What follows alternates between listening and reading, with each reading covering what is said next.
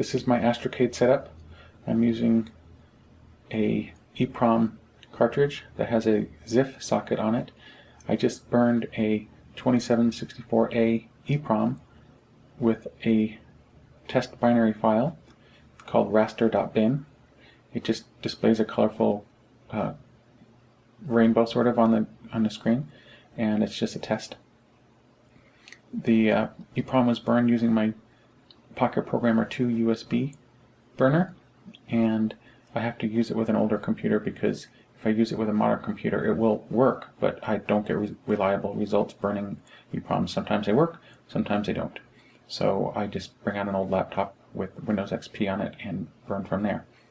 So now I'm going to show you a close-up of the EPROM. This is a close-up of the EPROM cartridge in the slot. I can remove the ZIF socket easily, or I can remove the cartridge from the ZIF socket quite easily. It's very easy to do. And the system is actually still on, but that's okay with the Astrocade because of the way it works. And now I'm going to reset it, and in a second I'll show you what this program does. This is the Raster test program. I'm now going to select it by using the hand controller number 1 for choosing the quote game, and this is what it looks like when it's running.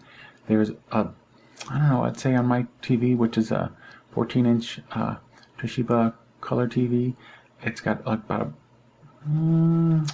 almost an inch of black bar at the top of the screen, and there's lines that are running from blue to white, and then for about halfway down the screen, and then from maybe red to white to red maybe, and then halfway down the screen looks kind of jumbled, but it looks similar to the way it looks under emulation, but not the same. And let's see, I think that's all I really know what to say here. I'm capturing this using my camera because this gives a better idea of what it looks like in real life, but I'm also going to capture this with my FrameMeister, and then you'll see a whole bunch of extra RF interference and stuff like that that you don't actually see when I'm using the real system, but it'll give you maybe an even better idea of what this looks like.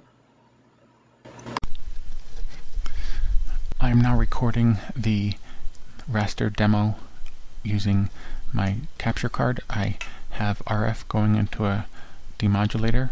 The demodulator comes out composite, and that goes into my FrameMeister, and it takes the composite, updates it, and or upgrades it to HDMI, and then that goes into my capture device, which is a USB capture device.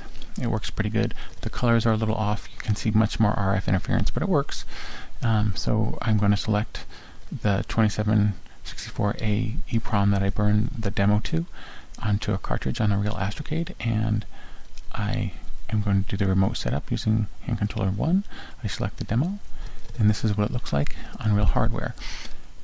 In my capture card, in order to get a good balance, the purples look a little, or excuse me, blues on real hardware look a little purple in my capture card, which is why I wanted to do also a video of the way it looks on real hardware with my camera. As you can see here, it looks more purplish than blue, but if I adjust the FrameMeister to have those colors right, to have the blue be more blue, then teals get messed up, and this is about the best balance I can get.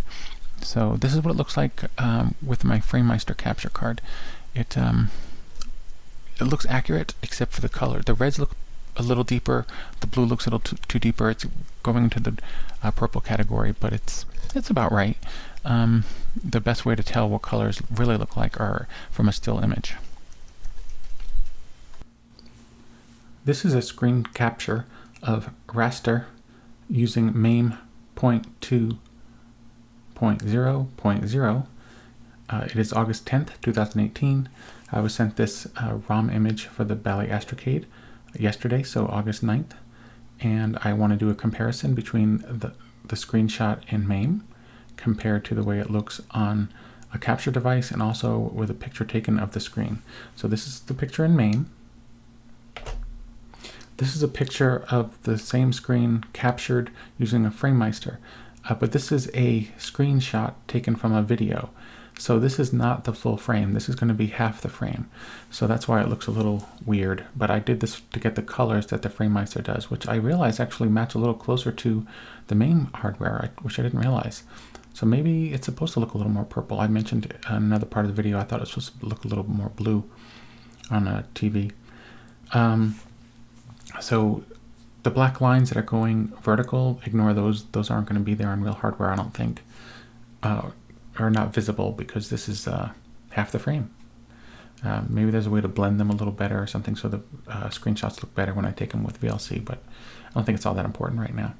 But as you can see, the bands for this raster image are not perfectly lined up, and I guess that's because when the testing is done in MAME, the updates for, quote, racing the beam aren't precise. And finally, this is the same picture or the same program running on real hardware, but I took a picture of the screen using my Canon PowerShot camera, and this is what we get using that. So that's about the most I can do showing the various methods of one still picture. Hopefully this is helpful.